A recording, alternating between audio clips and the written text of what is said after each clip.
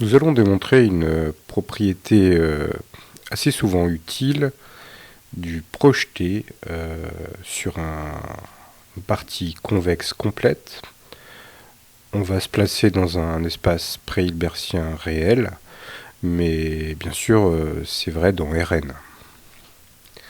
Donc le projeté P de x d'un élément x de cet espace pré-hilbertien H réel sur un convexe complet C vérifie que, quel que soit y élément de C, le produit scalaire de x moins p de x et de y moins p de x est négatif ou nul. Concrètement, géométriquement, qu'est-ce que ça veut dire? On sait que p de x, c'est l'élément du convexe C, convexe complet C, qui est le plus proche de x. Et on sait qu'il existe dans un espace pré-hilbertien réel pour un convexe complet. Donc finalement, P de x est le point de C le plus proche de x. Donc tous les autres points de C, tous les autres points y de C, sont plus loin que x de x que P de x. Alors qu'est-ce que veut dire cette inégalité? Elle veut dire que P de x se situe toujours entre x et y. C'est-à-dire que, comme le produit scalaire est négatif, le cosinus de l'angle est négatif, et donc P de x est toujours situé entre x et y. Alors visuellement, c'est assez clair. Si on prend un élément de h x et son projeté P de x sur le convexe complet C, un élément y qui serait à l'intérieur de C ou sur C, eh bien, il serait entre P de x serait entre x et y, c'est-à-dire y serait du côté de la droite orthogonale passant par P de x, orthogonale à P de x moins x, qui serait donc de l'autre côté de x que de P de x que x. Alors comment peut-on démontrer ça? Nous allons prendre un y dans le convexe complet et un point z qui est donc un élément du segment qui joint x et p de x.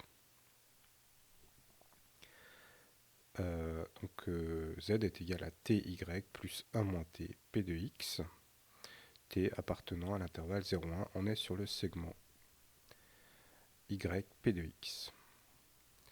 Z, qui est un élément du convexe C, puisque c'est un barycentre de y qui est dans C et de p de x qui est dans C, Z est plus loin de x que p de x, puisque p de x est le point de C le plus proche de x, c'est son projeté.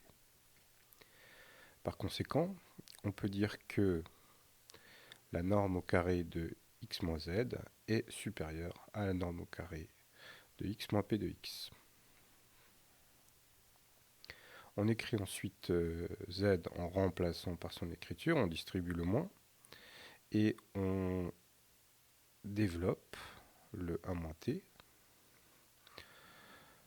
On rassemble ensuite les termes de manière à avoir moins t fois y moins p de x et x moins p de x.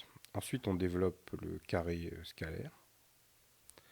Donc on a x moins p de x au carré, plus t au carré y moins p de x au carré, moins le double produit.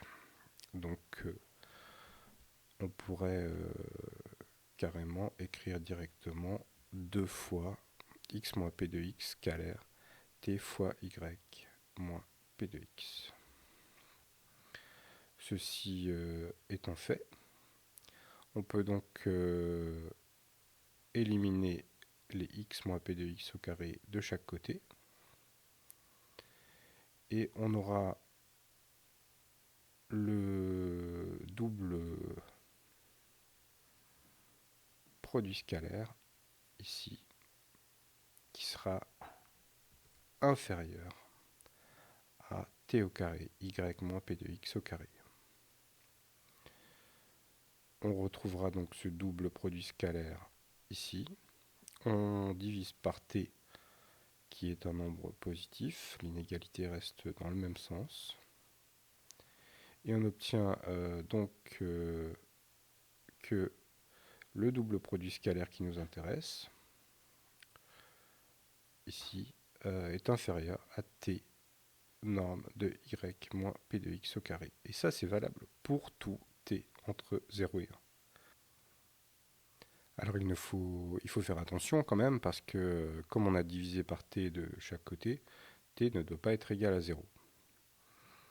Donc maintenant qu'on a ça, on peut faire tendre t vers 0 sans qu'il soit égal à 0. Et donc ce produit scalaire va être négatif ou nul en passant à la limite en 0. On obtient donc bien ce qu'on voulait, à savoir que le produit scalaire x moins p de x, y moins p de x est négatif ou nul.